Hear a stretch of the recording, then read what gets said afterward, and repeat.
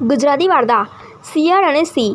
એક વખતની વાત છે. ઘનઘોર જંગલમાં એક સિંહ રાજ કરતો હતો. બધા પ્રાણીઓ તેનાથી બહુ ડરતા હતા અને પૂજા કરતા. સિંહ ખૂબ જ શક્તિશાળી અને ગર્વીલો હતો. તે માનતો હતો કે જંગલમાં એની સાથે તુલના કરી શકે તેવું બીજું કોઈ નથી. એ જંગલમાં એક શિયાળ પણ રહેતો હતો. શિયાળ બહુ બુદ્ધિશાળી અને સમજદાર હતો. તેને ખબર હતી કે સિંહ રાજા છે, પણ ગર્વ તેનું મોટું દુર્બળતાનું કારણ બની શકે છે. એક દિવસ શિયાળને ભોજન ન મળ્યું હતું. તે આખો દિવસ અહીંથી તહીં ભટકતો રહ્યો. આખરે તેને જંગલના એક ખૂણામાં થાકીને બેઠેલો સિંહ મળ્યો.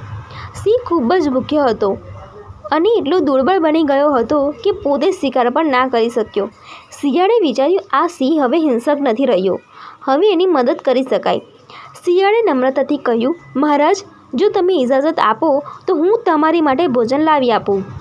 સિંહે પ્રથમ હસીને કહ્યું, શિયાળ, તું શું લાવીશ? તું તો નાનો છે અને હું જંગલનો રાજા. શિયાળે શાંતિથી કહ્યું, મહારાજ, શક્તિ તો તમારી પાસે છે, પણ બુદ્ધિ પણ જરૂરી છે. એક દિવસ હું તમને મારી બુદ્ધિથી ખાવાનું લાવી આપીશ.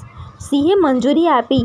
શિયાળ નજીકના ગામમાં ગયો અને ત્યાં એક ગામડાની બકરી શેડમાં બંધ હતી. શિયાળે ગામડાની બકરી પાસે જઈને કહ્યું, બહેન, તમારી બકરી ફરાર થઈ ગઈ છે. હું જોઈને આવ્યો છું કે તે જંગલની બાજુ ચાલે છે. ગામડી તાકીને બકરી શોધવા નીકળી ગઈ. તેટલામાં શિયાળે એક નાની બકરીને છોડાવી લીધી અને લઈને સિંહ પાસે ગયો. સિંહ ખૂબ ખુશ થઈને બકરીનું ભોજન કર્યું અને મોજમાં આવી ગયો અને શિયાળને કહ્યું, હવે તું મારા મંત્રી છે. હવે તું રોજ મને ખાવાનું લાવજે. શિયાળ રોજ કંઈ ને કંઈ નવી યોજનાઓ સાથે ખાવાનું લાવતો. એક વખત તો તેને સિંહને એક મોટું વાછરડું પણ લાવી આપ્યું. પણ ધીરે ધીરે જંગલના બીજા પ્રાણીઓ આથી ત્રાસે છટકી ગયા. સિંહ અને શિયાળ બંને ભરોસો કોઈ રાખતું ન હતું. એક દિવસ શિયાળે જોયું કે પ્રાણીઓ દૂર જઈ રહ્યા છે અને જંગલનું સંતુલન બગડી રહ્યો છે. તેને વિચાર્યું કે હવે થોડું બદલાવ લાવવો જોઈએ. તે સિંહ પાસે ગયો અને કહ્યું, મહારાજ, હવે તો આપણા જંગલમાં પ્રાણીઓ નથી રહ્યા. હવે બીજું શું? સિંહે કહ્યું, તું કહે તે કરું, મંત્રી. શિયાળે કહ્યું, જો આપણે બીજા પ્રાણીઓને પ્રેમ જીતી લઈએ તો તેઓ પાછા આવશે અને આપણે તેની સુરક્ષા આપવી જોઈએ. સિંહે આ વિચાર ગમ્યો. તેને જાહેરાત કરી કે હવે જંગલમાં કોઈ હિંસા નહીં થાય, દરેકને ખાવાનું મળશે અને શાંતિ રહેશે. ધીરે ધીરે જંગલમાં ફરીથી પ્રાણીઓ પરત ફર્યા.